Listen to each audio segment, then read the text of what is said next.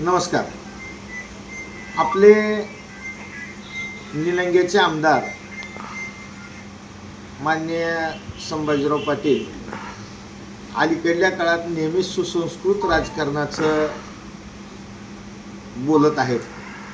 त्यामुळं सुसंस्कृत राजकारणामध्ये इथिक्स असे असतात, नैतिकता अशी असते की राजकारणात दोन्ही बाजूनी निवडणुकीच्या पार्श्वभूमीवर किंवा एखाद्या आंदोलनाच्या पार्श्वभूमीवर लोकांच्या प्रश्नासाठी कोणी कोणाला प्रश्न विचारला, लोकांशी संबंधित प्रश्न विचारला, तर त्यांनी नैतिकता बाळगून उत्तर द्यावं.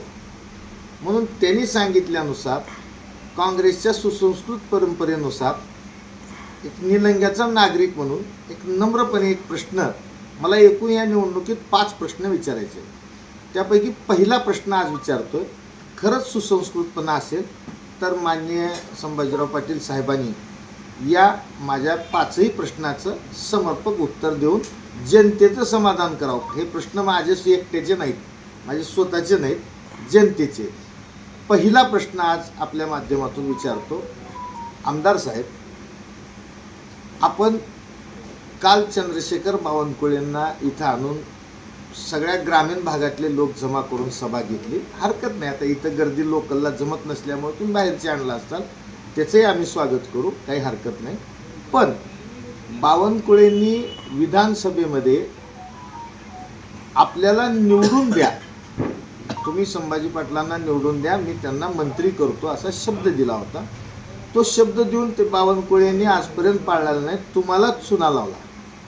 आणि काल आणून हायवे निवारण विस्ताने असला निधी तसला निधी जी आश्वासनं दिली, ती स्वतःची फसवणूक ज्या माणसानं केली त्याच्याकडून आणून पुन्हा निलंग्याची फसवणूक करणं योग्य आहे का?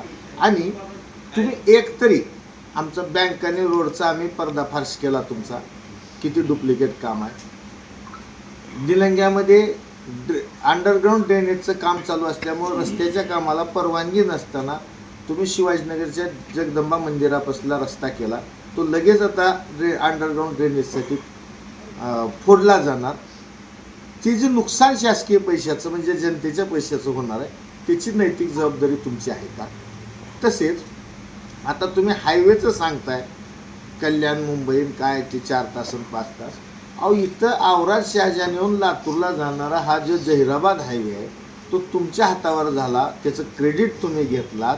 गडकरी कोण आणलो, हे केलो ते केलो, त्याच्यावर जवळपास 250 ते 300 लोक बळी पडून बळीमध्ये अडकून दगावले. ह्या तालुक्यातल्या 250 ते 300 माईच्या पोटचा गोळा गेला, 250 ते 300 महिला विधवा झाल्या, आई वडील म्हातारपणाला एकुलती एक पोरं गेल्यामुळं आज मजबूर झाले.